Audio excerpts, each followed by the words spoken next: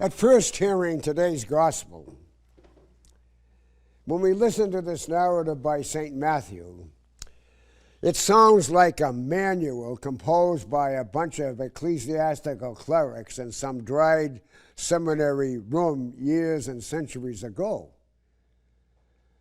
But then when we look deeper, the whole lesson Jesus is bringing out, forgiveness because we love. Simply stated, to be followers of Christ, every one of us are called to be people of reconciliation and forgiveness to those around us, to make our lives reflections of God's mercy and God's love, because love frees. And then we come to the end of the gospel of today, and where Jesus says, where two or three are gathered together in my name, there I am in the midst of them. Now, at first sight, again, we think of that as prayer, and rightly we should. We are praying together in this Mass, 2 and 3, and millions of us today by way of television, sharing in this Eucharistic celebration. But Jesus goes a bit further. Again, if he is in our midst, and he can forgive us of our faults and failings, then we must extend that same forgiveness to others because of love, because love frees.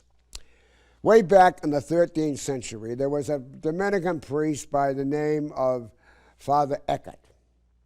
He was a theologian, he was a scholar, and he was also a mystic.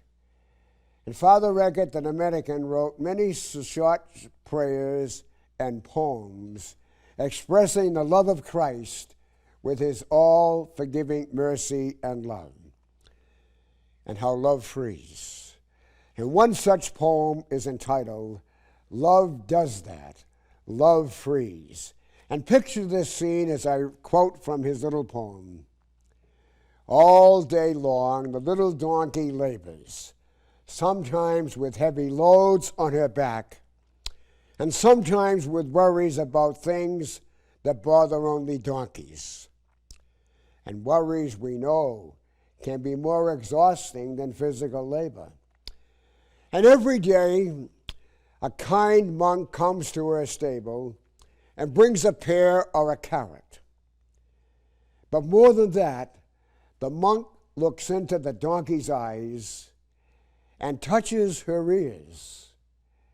And for a few precious sounds and moments, that donkey is free and even seems to smile. Because love does that. Love frees. Today, may each one of us let love do what it does best. Through some small act of kindness, free someone from feeling unimportant or insignificant, assuring them that they are important, that they are embraced by the love of God, because love does that. Love embraces all of us. And God love you.